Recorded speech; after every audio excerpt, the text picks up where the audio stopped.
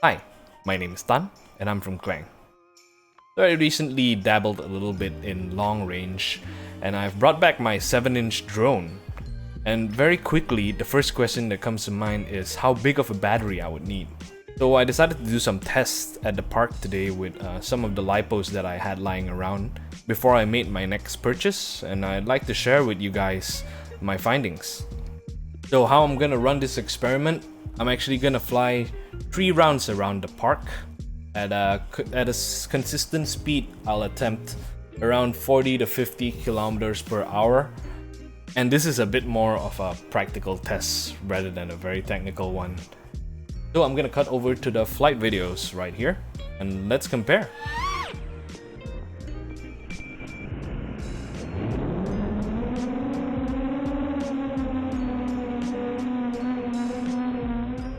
So the reason why I wanted to try this out is because, well, I'm trying out what's available to me. And yeah, I want to do long range, but I don't want to commit so much money because all these 4000 and 5000 milliamp hour batteries can be quite expensive. And connecting lipo battery packs in parallel is quite common in fixed wing as well as the remote control cars as well. So I thought I'd give it a try on my 7-inch just to push my existing gear and see how far I could go with it.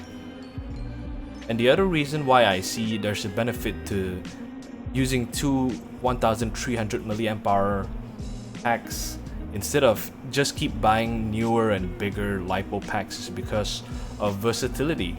Because what can happen here is that on the day I feel like flying freestyle with my 5-inchers, I could use 2 of these 1300 milliamp hour batteries with that.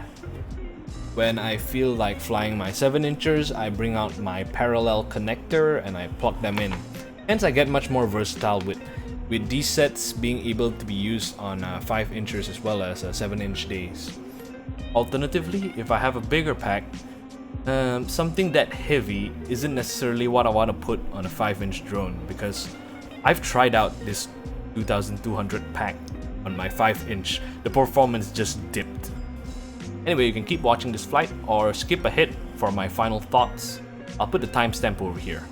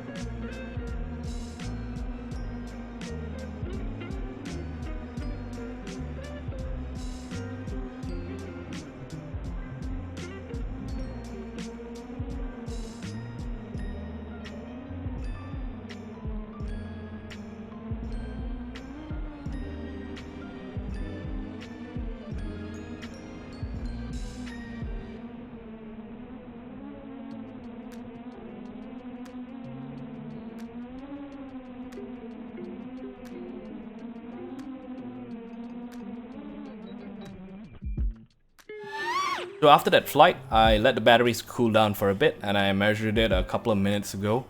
And this is the results. So if the 2600 pack and the 2200 pack came back with about the same voltage, it definitely shows that the single battery style proved to be more efficient. And my thoughts is actually the fact that the two packs of the 1300 milliamp hours actually weighs a bit more compared to the 2200 milliamp hour. Of course, you know, you double the XT60's wires, the balance plug. Just the way it's composed is different. So it's a clear win for the 2200 milliamp hour battery. So it's definitely wiser to go for a single large pack compared to connecting two packs in parallel. There's just much more voltage drop off, whether it be more wire to travel or more XT60, more weight, whatever the case, is definitely less efficient. But my personal opinion, I actually think that the drop off is negligible, just for the sake of convenience. Like if I were to leave the house, I don't have to be thinking about which quad versus which battery or whatnot. I just have a bunch of 1300 milliamp hour or maybe 1500 milliamp hour batteries, and I leave the house with that and go out with my 5-inch or 7-inch. If I'm feeling like doing a little bit of long range, I'll just slap two in parallel and send it. And to me, that sounds like a better time. Anyway, I hope you got something out of this video. I certainly did. Thank you very much for watching. My name is Tan, I'm from Klang, and have a nice day.